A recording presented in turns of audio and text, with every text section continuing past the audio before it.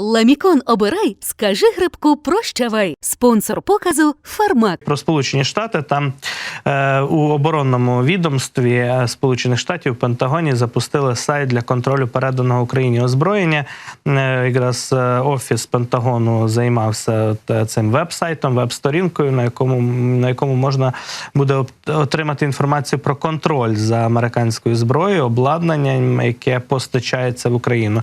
Такий парадокс виходить, поки в Конгресі, от якраз ми цей сайт бачимо, власне, Ukraine Oversight він називається, можемо його погортати, зрештою ви можете знайти його самостійно. Ну і тут є детальна інформація, що і коли Сполучені Штати надавали Україні і як працюють десятки, виявляється, наглядових агенцій, які відстежують цю військову допомогу для України. 20 наглядових агенцій США стежать за тим, аби допомога Україні була використана саме за призначенням.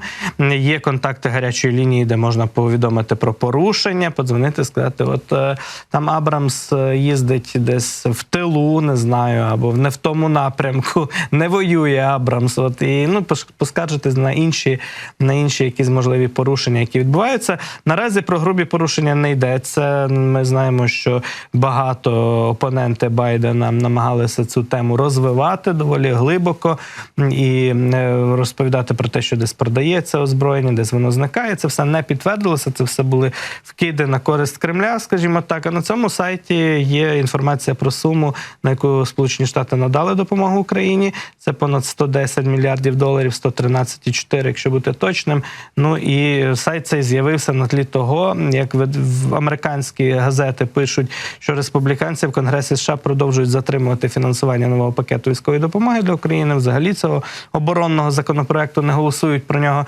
Ну і постійно запитують, чи ведеться належний облік зброї, яка постачається в Україну, то вже окремий сайт написали для того, щоб до всіх дійшло, що все в порядку, значить облік ведеться, 20 агенцій працює над цим наглядом і нема чого особливим чином цю тему далі роздувати. Зрештою, для нас це може бути і ознакою того, що якщо вже сайт запустили, то і зброю скоро дадуть, будемо на це сподіватися. Ну, принаймні, вчора Рамштайн відбувся і міністр оборони Сполучених Штатів Ллойд Остін запевняв, що не дадуть Україні програти війну західні союзники. От чи дадуть Росії програти цю війну, чи аж настільки дійсно докладуть зусиль західні союзники, це іще питання, аби Кремль і Росія дійсно програли це протистояння і в своїй агресії зазнали фіаско. Ну, але, власне, про те, що зараз лунає з Вашингтона, у наш бік, говоримо у нашому ефірі далі з Михайлом Шейтельманом, політтехнологом. Пане Михайле, вітаю вас, доброго ранку. Доброе утро.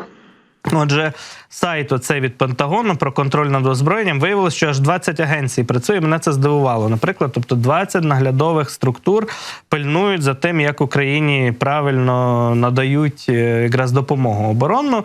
Ну, як ми знаємо, що працюють доволі добре, принаймні попри всі зусилля опонентів президента Байдена, якихось грубих порушень за ці 2 роки зафіксовано не було. Отже, цей, зокрема, електронний портал, веб-портал, який з'явився, чи він переконає, чи він додасть, скажімо так, ще один аргумент тим політикам американським, які виступають за найшвидше голосування на користь України?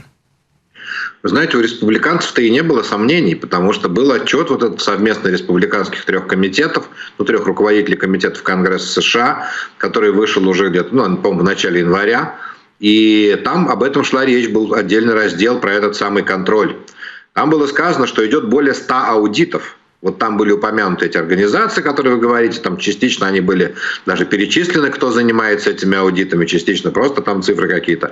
Но 100 с чем-то, сейчас уже не вспомню, типа 120 аудитов происходит одновременно, всего, что нам передается, из них 40 аудитов завершены, это было сказано в республиканском отчете, и не выявлено ни одного нарушения, было сказано, опять-таки, в республиканском отчете. То есть, если любой республиканец хотел бы знать, есть нарушение, украли мы какой-то снаряд, не украли снаряд, вот все это уже было в январе, и было оно как раз с целью, собственно, продвинуть в том числе вот этот законопроект. Тогда еще не было сенатского законопроекта, в принципе, в поддержку Украины усилить. Вот, поэтому я, честно, не думаю, что какие-то подобного рода сайты способны изменить, как-то сподвигнуть этих самых сенаторов на то, чтобы так или иначе голосовать. То, что их способно сподвигнуть, это, насколько я понимаю, но тут я так издалека, мы же отсюда, из-за океана смотрим на все это. У них же буквально послезавтра, насколько я понимаю, голосование по бюджету. И говорил уже об этом и Майк Джонсон, и вот приезжавший к нам сенатор Грэм, что мы сейчас прям проголосуем бюджет и сразу же будем голосовать про Украину. И, как сказал Грэм, это не вопрос недели, это вопрос дней. Он не пообещал, что голосование будет положительным, но то, что оно будет, он сказал, что оно будет в течение дней. Я поехал это сейчас, мол, всем все объясню. Поэтому, мне кажется, сейчас самое время нам переживать, как говорится, держать пальцем, потому что в наших силах ничего другого нет, что в ближайшие вот дни, возможно, наш вопрос будет рассматриваться.